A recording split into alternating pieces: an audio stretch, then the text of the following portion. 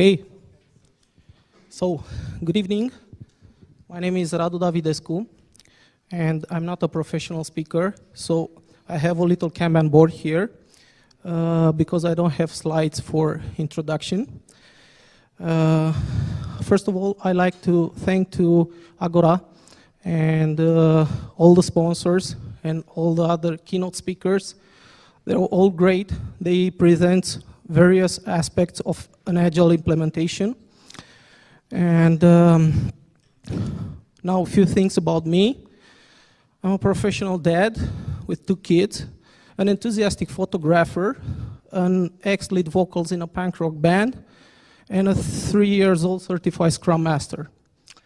So what I do is help my team and other team facilitating agile adoptions, make it agile works. During this time, I learned a lot, mostly from my failures.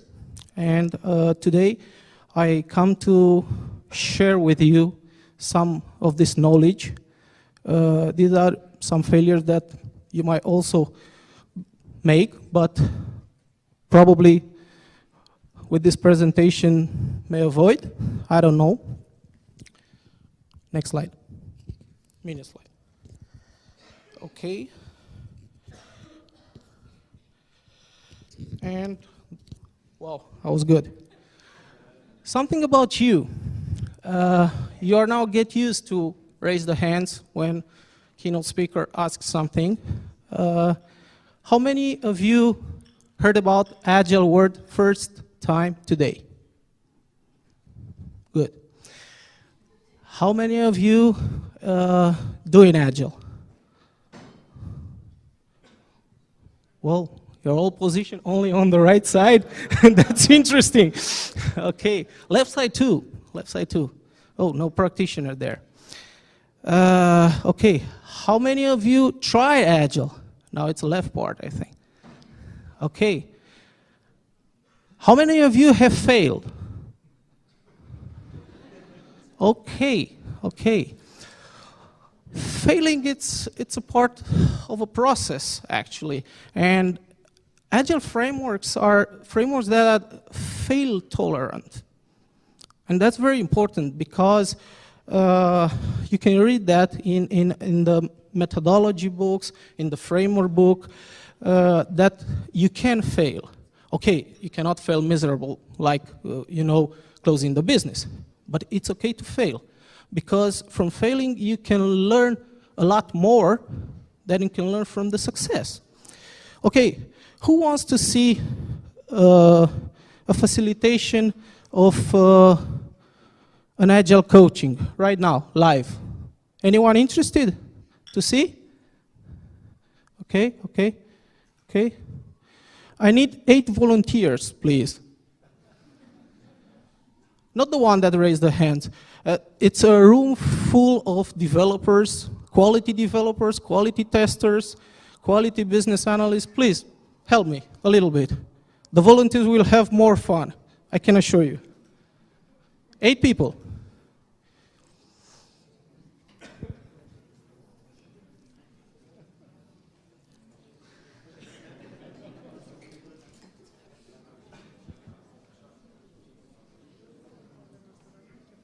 Good.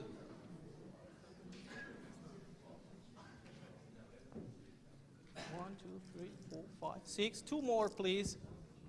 Please. Yeah. Okay, cool.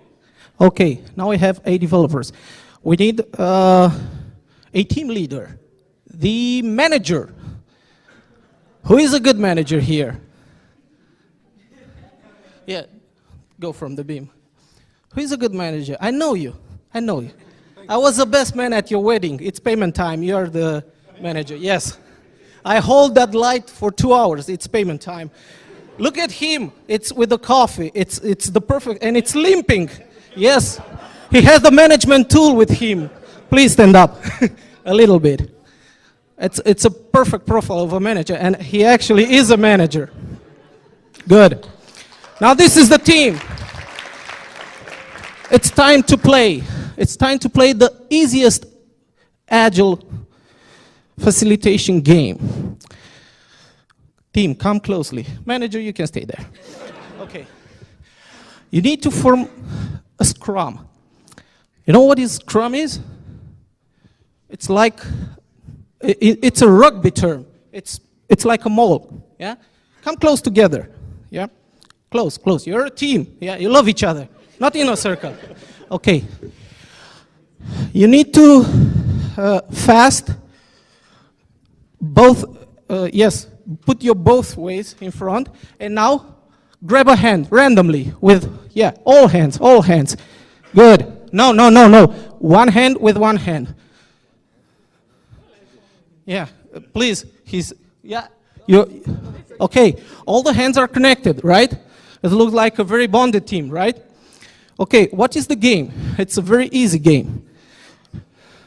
Sorry? Okay. Are you comfortable in this position, right? Not quite. Okay. You're a manager. You're supposed to say, leave their hands until I explain what is the game. But, yeah, you do your job. Okay, now it's command and control time. When the managers, it's in charge for every team action, right? A manager should control the team, should assign tasks, should see if the tasks are properly executed by each member of the team, right? And so this link, it's off, and right now the manager should give instruction to all the team members what action they need to perform in order to form a straight line. They are not allowed to lose their other hands. Okay, so I'll start the clock. You just give them instruction. You can give an instruction in Romanian language because you can facilitate the communication. Yeah? Sunteți toți vorbitori de limba română, da? Okay. Making sure that everyone understands Romanian language. So, please, give them instruction. I will start the clock. Please do your job. Good joke. Okay. Anyone interested in being manager, please? It's fun.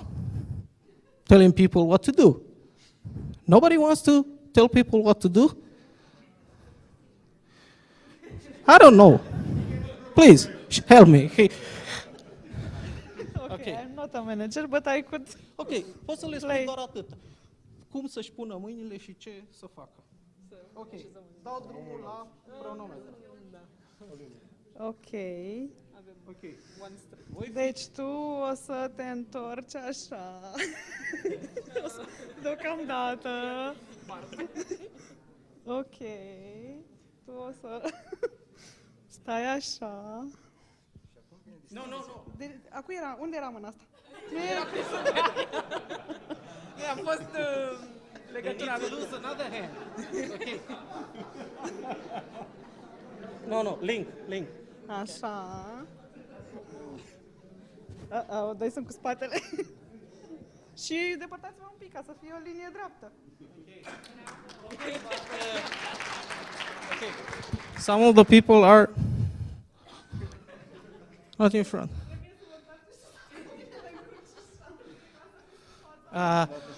Nah, it's not a straight line anymore. Okay, it's acceptable. Okay. 55 seconds. Okay, looks good, right? Okay, now let the self-organization magic begins. Lose your hands, please.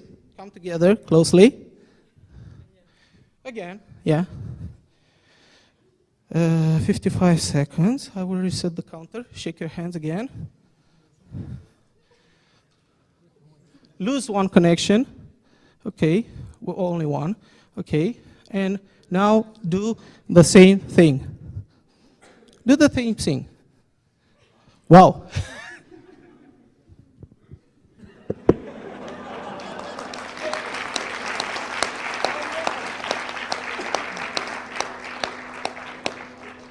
Okay. Thank you very much. Again, big applause for the volunteers.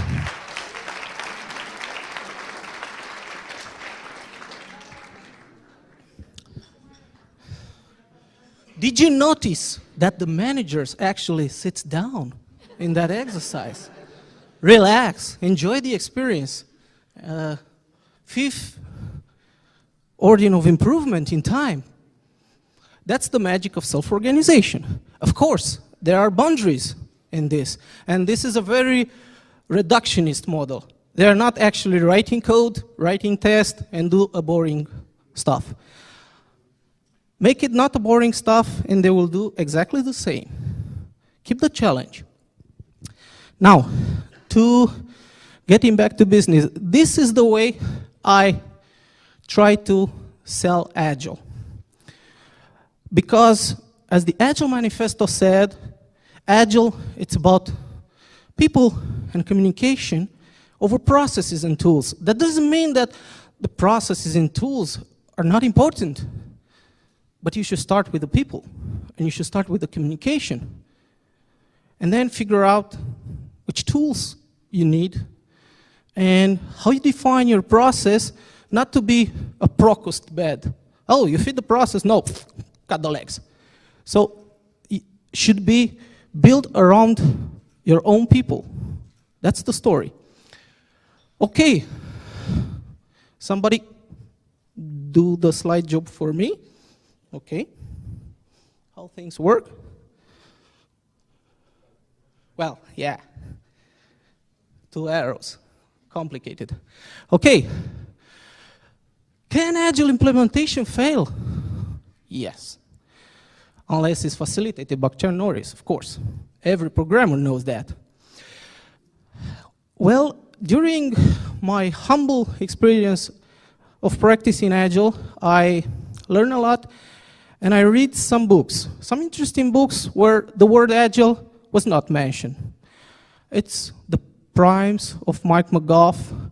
It's The Inner Game of Tennis, very, very old book, which will train you how to use your full brain, not only the analytical part. Very interesting books. By the way, you will learn to play tennis as well. But let's proceed with the topic. I have an experience of 4 years participating to conferences, and as I go to the conferences, staying in audience like you, I always ask myself what I could bring home from a presentation, what I could try with my team after that. Everyone is looking for the magic process, for the golden tool, for a cookbook. You know what the cookbook is, right? Jamie Oliver. Yeah, you put all the ingredients there, and your food, it tastes like Jamie Oliver. Right? Right. Okay. But you need to have practical aspects, and you have to have a reflection aspect. You need to have something to think about it. How does it fit with my team? How can I start to implement Agile? Is there a checklist of warnings?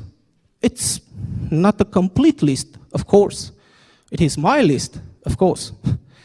But it's a good list, I think, to check in when you start facilitating an Agile adoptions. Because all of you, if you love Agile, you are somehow change agents. You know, like in the movie Inception. You put a drop there in your organization, in your team, and it's very complicated to light the fire, yeah?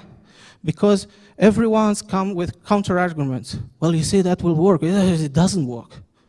It doesn't work. For us, the method doesn't apply. Okay, let's see the list.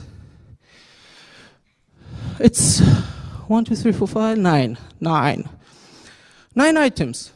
Change is different from transformation. Transformation is perceived differently by different team members. Formal leaders lose consistency. Informal leaders are laggards. It's a picture that I seen earlier in the presentation with the laggards. You're still attached and not committed to the results. Sometimes you make a wrong assumption that Agile, it's pursuing total consensus. Sometimes doing Agile, it's not the same with being Agile. You may fail Agile because you try to implement Agile. Sounds funny. And the last reason, which is most general, implementations might fail, no matter if they are Agile or not. And we will proceed with all these 9 items.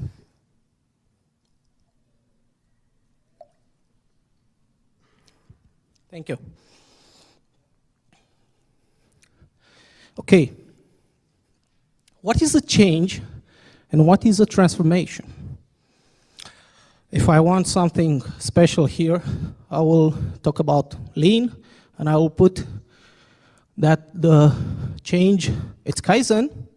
It's the small thing that you need to do every day to change something, while transformation, it's called kaikaku. It's that big leap that you need something to tear apart the status quo. You know what the status quo is, yeah? We cannot change everything because everything is the way it should be. And we need that energy to break the status quo and go forward with Agile. And that's transformation. What is the difference between changing and transformation? Change is creating a better past in the future, right? We knew the past, and we want a better future based on the past. And that means cheaper, faster, easier, and so on. Transformation, on the other hand, it's creating a new future. It's putting some new rules, thinking in a new way, trial and error, what works and what doesn't work for us, and creating a new future. That's a lot more riskier. That's why probably a lot of CEOs doesn't agree too much going Agile. It's on the age of chaos, but it's where you have the more drive. You have the best energy to create something extraordinary. But you are on the age of chaos, and you need to control it carefully. You need to be aware that when you start implementing Agile, you are going to a transformation rather than a change. And once you make the transformation, once you said, okay, starting with this project, starting with today, starting with myself, I'll try to be Agile. No matter what the other team members are saying or doing, I'll work in time boxes. I'll try to work in iteration. Of course, I want to be aligned with the rest of the team, but I make a transformation for myself, and I accept this transformation to go to the team level. It's very important to understand that Agile works only if it's a teamwork, right? It's a team commitment, not an individual commitment. And here we fight with more than 15 years of educational system, where we are all raised to be the best in kindergarten, the best in class, the best in school, the best in high school, the best in the university to get scholarship, and so on. Not to have the best class in school. And after all this 15 years education system, a crazy dude came and said, you should all have a team commitment. Yeah, right. But it's how it works. And actually, this kind of thinking came from the United States, right? Copied from Japan. Their brightest minds like Druckner and a lot of good managers going to Japan. Deming, of course, it's well known for applying all his theories first time in Japan. And the Americans said, well, that dude may be right. And they are all individualistic persons in the United States. But they saw that opportunity and they said, we are all individual, but in this game, we need to win together or lose together. It's like in rugby. It's like in American football. If you want to learn more about Scrum, watch American football games. You learn the time box, you learn the small iteration, how they gain ground, how they face uncertainty. It's a very interesting game. It's a Scrum game, American football. And in that team, if the team loses, all the team loses. Yeah? And they don't blame each other like in European football. You missed that shot. No. They put their head up or down and face the next sprint because they know they lose only a sprint, not the game. It's very important. So you need to be aware about this difference between change and transformation. And when you try to adopt Agile, think hard about that. Okay? Another good one. Transformation is perceived different by different team members, right? We are not think the same. Some of us are idealists, yes? And we are quite analytical. Another category are sentimentalists, like myself. I put a lot of soul in what I'm doing. And I'm very emotional. I probably will not be incentivized by money to have a change, to get a change.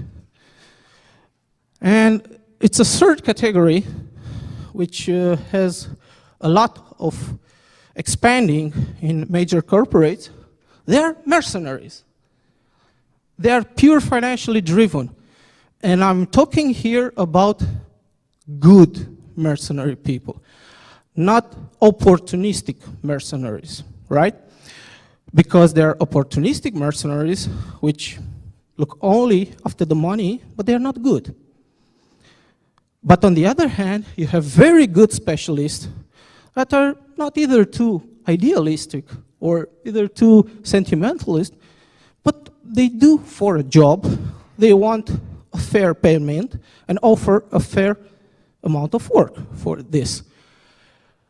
For each category, you need to have a different approach, right? Because we are people and we are different. And you need to understand what's drive each people, right? Supposed to be a change agent in a company, and I want to bring Agile. I may look for idealistic people and say, well, Agile creates a better professional space, right? Because we will embed a lot of best practices in IT, right? And we will best of the best by doing Agile. On the other hand, for mercenaries, you say, we will go in a constant pace and with no unpaid bug working and so on. And maybe we can make a better company, a more stable one, a one that should pay even better salaries. But don't fall into trap to actually incentive with money. Incentive, not results. Incentive behavior. Good behavior should be rewarded, not results. Because if you incentive results, the team will drive to results no matter what. And will have probably a quality problem in time, right? You need to deliver this. Okay, I'm the developer. I know what I have to do to deliver even more, no matter the crap. Doesn't care. My bonus, it's in my pocket, right? So incentive good behavior instead of the results. Okay, do code review, do code retreat. look for a good behavior and incentive with small chunks in front of all your organization. It's a lot better. Okay, that's a tough one. I need more water. I'm fat, I'm working on water. Okay. And on agile adoptions, formal leader usually, or would suppose, to switch from command and control, and usually hierarchy, to collaboration, yes, and a lot flat hierarchy. But a business, it's not a democracy. I heard that quote when I was working, trying to implement Agile in a bank. And trust me, it hit me like a stone. Dude, a business, not a democracy. Okay, we are trying to make good things for you, but there are boundaries. Your self-organization must have well-defined boundaries to be productive both for developing team, no matter development testers, whatever, and the business. And these boundaries should be clearly defined when you make this kind of transformation. All through, and another important point, okay, now I'm not a team leader anymore. Yes, I was a team leader, I was a project manager, I was a scrum master, now I'm facilitator. And I always think about how do I put in relation with my people. I stand behind my people, my people will cover me. I'll stand in front of my people. That's very brave. That's leadership. But it's very hard for me. It's very painful. And in the end, the team will not learn. And in time, I realized that I need to stay with my team. It's the best position that the manager should have with the team. It's very wise to step into the team, to step outside the team, to see both perspective well. And it's very important for this type of person, which might be you, to clearly define, in this situation, it's not negotiable, I will use my command and control feature. It's my veto right. Instead of, okay, I'll work with you, I'll help you, I'll facilitate you, I'll coach you, I'll understand you. It's very important to define that line, because the team easily get betrayed by their own managers. Dude, you say you with us, now you're against us, now you command us, now you want us to collaborate. What is this? Be fair in this game. Next one. It's about laggards. This is innovation adoption life cycle curve. I told you it was in another presentation with that crack over there near the early adopters.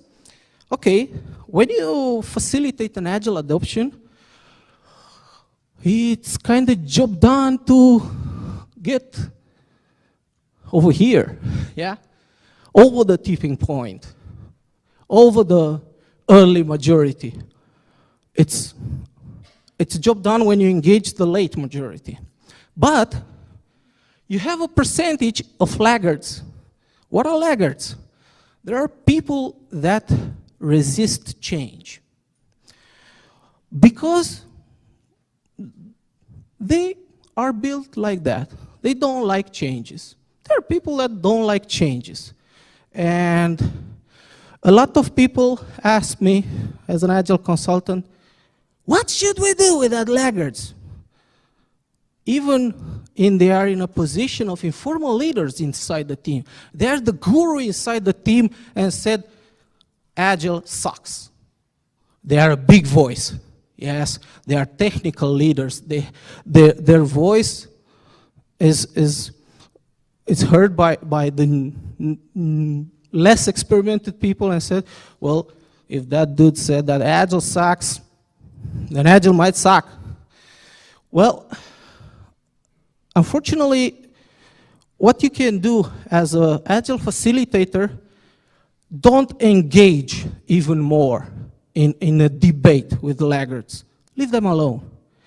They will closely, they usually have a good potential of listening things, creating counter-arguments, and presenting counter-arguments. I learned a lot from laggards in my Agile facilitation, but I never engage with them. Engaging and giving counter-arguments, it's like recognizing that your side is weak. So try to ignore. Sometimes it's very hard. Sometimes this is a very tricky question. It's a very tricky situation with no exit. If you manage to pull and drive the early adopters and a late majority, well, you're halfway there. But if the laggards are strong, the status quo will be returned. Okay. Next one. Here I enter into the ground of startup, something like that. Well, if you are still attached and not committed to our results, your Agile adoption may fail. What does it mean? It means that if your success in adopting or success in proving a result, it's attached to something and not commit. I really want to do this in this way, no matter what. This no matter what, it's very strong, but it's very dangerous. At the personal level, at the business level, and so on. At a personal level, it's challenging. Yeah, I want to be agile, no matter what. If this company doesn't want to be agile, maybe I will look for a company where agile is better seen. I'm not telling you to quit your jobs. It's a worst idea, especially today. But make this, put this question in your head. What it means to become attached? You need a reward at the end of the sprint. You need that salary, yeah? And that pressure will fall back on you. When you say, well, we give it a try, we really want to succeed, but let us do what we know it's best to succeed. That's commitment. In the recent change of Scrum 2.0 of Cash Weber, he switched the word commitment to with agreement and estimation with forecast. It's important because it balances the tension between the product owner and the business and the development team. While this tension, it's an active tension, your Agile will succeed. If the product owner can put more pressure on your team that because he's a hierarchy leader, should not be, but is a hierarchical leader, your team will fail doing Agile. Okay, the democracy.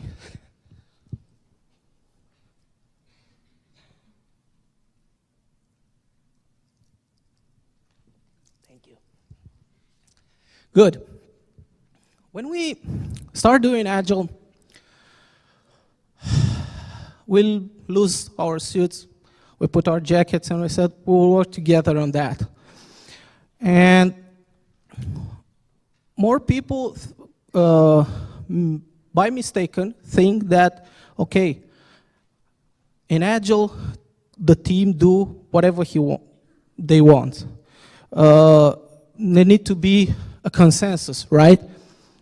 we work in a team, we should all agree on all aspects.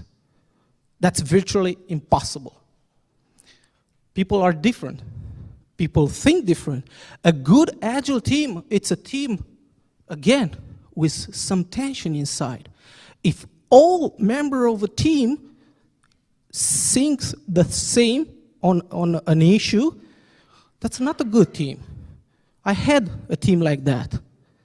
And when a guy left the team, you know what happened with the other, right? They left too. A team that have a constructive tension, a tension that comes from different opinions about the development, yes? Different opinions. Be careful on right versus right debates. Both team players might be right on something. As a Scrum Master, you need to facilitate that and make them understand that both points are valid. But in the end, as a team, it's wise to agree on a checklist. And I suggest a checklist. Actually, it's not my suggestion. It's from Chris McGough's book, The Primes. A lot of ideas from this presentation are from this book. And he recommends, Chris McGough recommends this. This actually sweet points. It's like process was explicit, rational, and fair. Don't make me do stupid things, right? If even one team member disagree on that, it's something like point of rotten, well, which infect the other team. You should all agree that the process is fair for everyone. If it's not fair, work hard to change it. On the personal level, everyone should say, I was treated well, and my inputs were heard. I was treated well, and my inputs was heard. Not followed, but heard. It's important to hear everyone's opinion, to thank everyone for their contribution in the team, and actually to get with everyone ideas, right? Everyone could have good ideas. Just listen to them. I can live with and I commit to the outcome. That's very important. I can live with, okay? I'm not totally satisfied. There are points that probably bother me, but I can live with. And every team member must be fair and recognize that. If somebody can live with the way that team works, it's not good. Your Agile gonna fail. Or probably anything else you try, not Agile. Good. Who's playing chess? Good. Who think is a chess player? Okay. Sometimes doing Agile is different than being Agile. Some people call it 10,000 hours of practicing. Okay, I'm also a fan of chess. I didn't raise the hand, sorry. Okay, I know to play chess too, but I'm not considering myself as a chess player. I'm doing Agile, but I'm quite humble when I say I'm Agile. Because being Agile, it's very hard. When you're being Agile, everything that you do go from that fourth perspective, to put people in front of processes, right? To put working software in front of documentation. It's hard, especially when you're a manager, because your documentation sometimes is your surviving jacket if you lose your team, right? It's hard, it's very hard, but you need to think that to give trust to the people that this process is actually working. and you need a lot of work. And you need a lot of failures to understand that. Okay, this quote is from Robin Diamond. He is what is called CST. It's a certified Scrum trainer. He produced the Scrum Master. And after 2 days coach at Kiev, because 3 years ago, no certified Scrum Master classes were in Romania. And the bank which I worked for at that time graciously paid to my certification at Kiev. So I go to the Kiev and talk a lot with Robin because we stay at the same hotel. And after the course, we go for a beer. And I said, dude, I will implement the Agile in the bank. And said, well, you're brave. I also tried in Wachovia, and it was a very big failure. But yeah, you should go forward. And at the end of the 3-day class of certification, he goes in front of the class and said, you're Scrum Masters now. Prepare to be frustrated. And my first impulse was to punch him.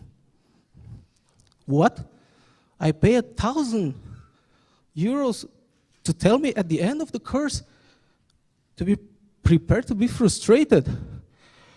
After 2 years, I understand that he was talking about being prepared, not being frustrated, because the frustrations comes anyway.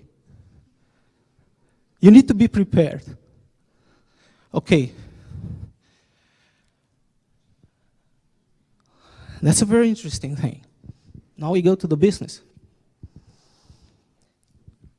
You fail implement Agile because you try to implement Agile.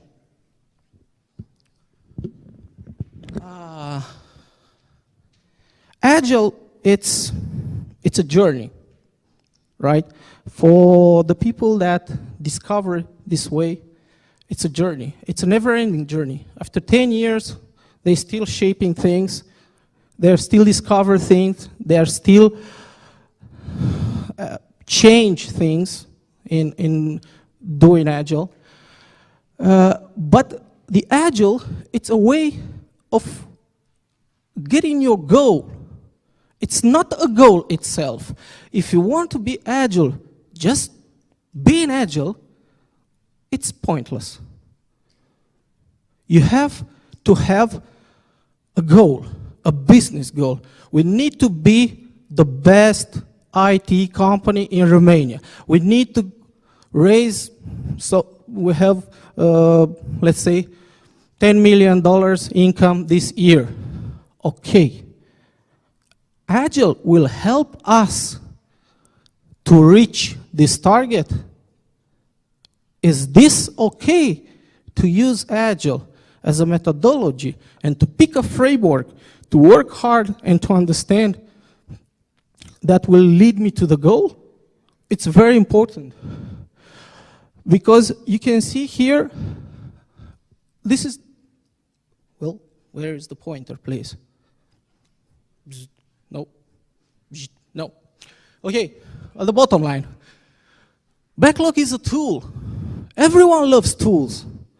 But in photography, I learned a lot from a single quote of a great photographer, which is Barnack. He said, it's not about the tool, it's the fool behind the tool. Yeah? Okay. You can make a great photography with your iPhone. You don't need the best tool. Scrum, it's a bit more. It's a process framework, yes? It's a set of tools, of best practicing, or things you gather together to actually implement a process. And then, above that, is Agile, which is a methodology. It's above a framework. It's something even larger, yeah? It's like umbrella, like all keynotes presenters said about Agile. It accommodates Scrum, it accommodates XP. Yes, you should use something from all of the Agile world to make your Agile adoptions work. But above all of this should be your goal that you'll drive to the motivation, right? It's more important than methodology itself. What's your target? What are you trying to achieve? And that should not be being agile. Okay, and this is probably the toughest and the simplest one.